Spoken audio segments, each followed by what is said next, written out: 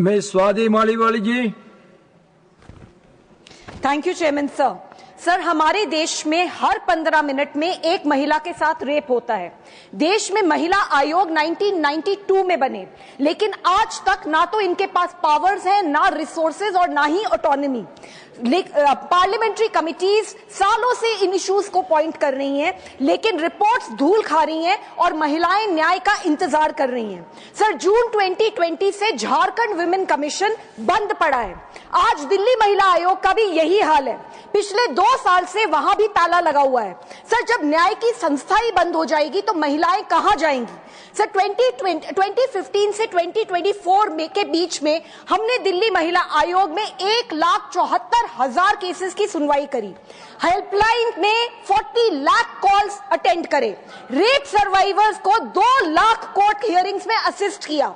हजारों लड़कियों को विक्टिम कॉम्पेंसेशन दिलाई। सर, रात के 2 बजे भी अगर कोई महिला या बच्ची की कॉल आती थी तो हमारी टीम वहां पहुंचती थी।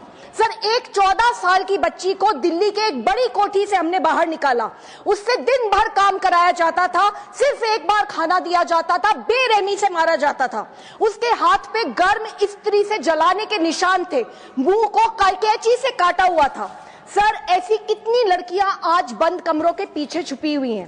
सर, हमने एक ऑपरेशन में आधी रात में पहाड़गंज के एक होटल से 39 नेपाली लड़कियों को रेस्क्यू किया था। उनके पासपोर्ट छीन लिए गए थे, बेरहमी से मारा जा रहा था और गल्फ देश भेजने की तैयारी चल रही थी। सर, ऐसे ऑपरेशन कागज से नहीं, मजबूत संस्थाओं से होते हैं। हमने दिन रात मेहनत करके सर दिल्ली महिला आयोग को एक सशक्त बॉडी बनाया, पर तब की दिल्ली सरकार ने सिर्फ मेरे से पॉलिटिकल वेंडेटा के चलते उस व्यवस्था को तोड़ने में केवल कुछ महीने लगाए। फंड्स रोक दिए गए, स्टाफ हटा दिया गया। आज दिल्ली महिला आयोग में ना तो चेयरपर्सन है, ना ही सदस्य। सर, मध्य प्रदेश की एक बेटी थी जिसके ससुराल वालों ने उसे तेजाब पिला दिया था। उसका शरीर बुरी तरीके से झुलस चुका था। Sir, her intestines were coming out. मरते समय उसने मेरी तरफ देखा था और मुझे कहा था, दीदी मुझे न्याय जरूर दिलवाना।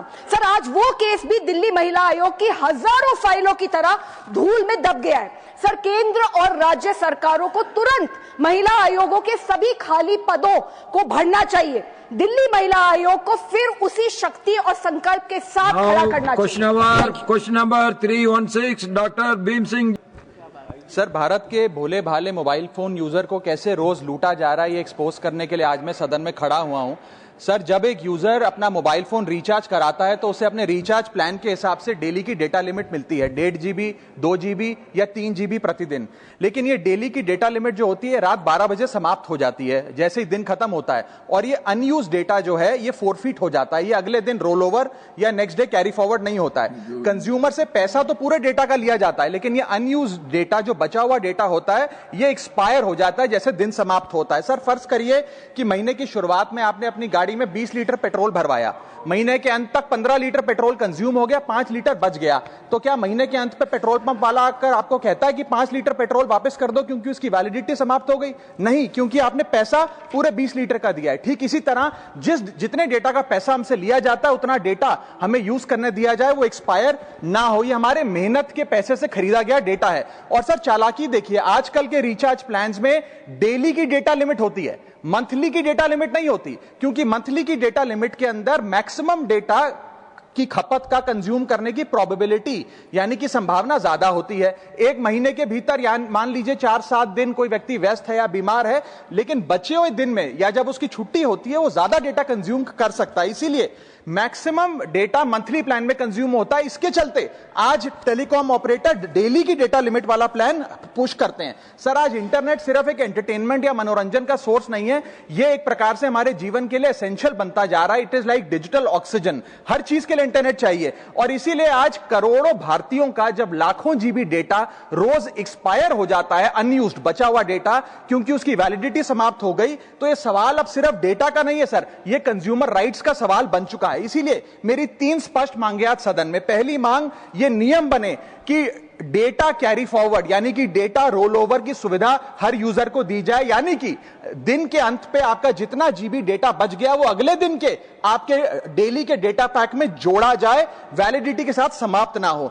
दूसरा पॉइंट, अगर महीने के अंत में काफी बड़ी मात्रा में आपका डेटा एक्यूमुलेट अगर हो जाता है, बच जाता है, तो यूजर को ऑप्शन दिया जाए कि इस डेटा की वैल्यू का एडजस्टमेंट वो अपने रिचार्ज प्लान के अगेंस्ट कर सके। यानी कि अगले महीने वो जितने वैल्यू की रिचार्ज कराता है उसमें से छूट मिले, डिस्काउंट मिले अनयूज डेटा की मार्केट वैल्यू के अनुसार। जैसे कि बिजली की खपत आप जितनी करते हैं, जितने यूनिट, उतना ही पैसा भरते हैं, ठीक उसी तरह जितने जीबी डेटा कंज्यूम करें उतना ही पैसा वसूला जाए, उससे ज्यादा ना वसूला जाए। और थर्ड नियम जो बनना चाहिए वो ये है कि अनयूज डेटा को आपका डिजिटल एसेट माना जाए, और जिस प्रकार से हम पैसा ट्रांसफर कर सकते हैं, डेटा ट्रांसफर अलाउड होना चाहिए। यानी कि यदि आज मेरा कुछ बचा हुआ डेटा है डेली पैक के अनुसार, मैं अपना बचा हुआ 1-1.5 जीबी अपने परिवार वालों को ट्रांसफर कर सकूं। सर, बात कर रहा हूं सर।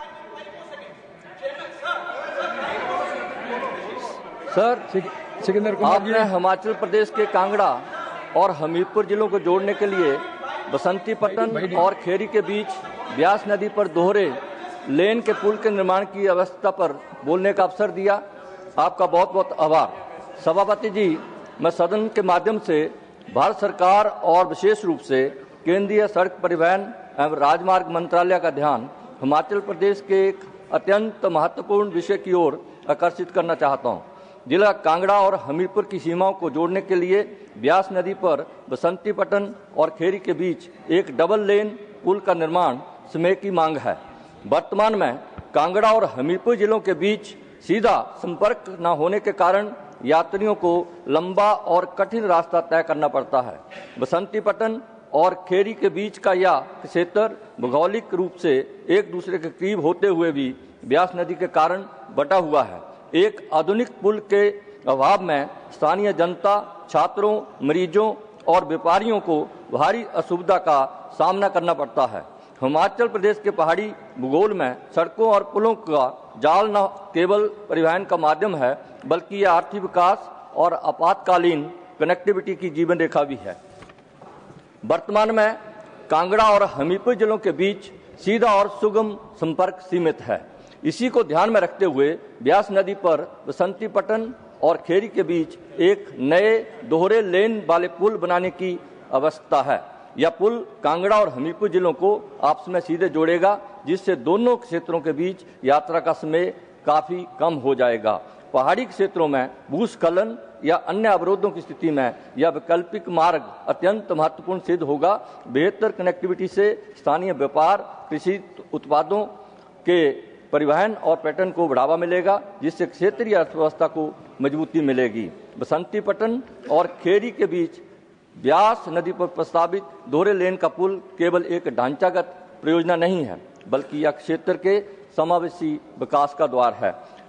सभापति जी, मेरा केंद्र सरकार से आपके माध्यम से विनम्र निवेदन है कि जनहित और क्षेत्रीय विकास को सर्वोपरि रखते हुए बसंती पट्टन खेरी पुल के निर्माण हेतु जल्द से जल्द तकनीकी स्वीकृति और बजट आवंटित किया जाए, ताकि कांगड़ा और हमीरपुर के निवासियों को एक सुरक्षित, आधुनिक और निर्बाध परिवहन व्यवस्था मिल सके। धन्यवाद।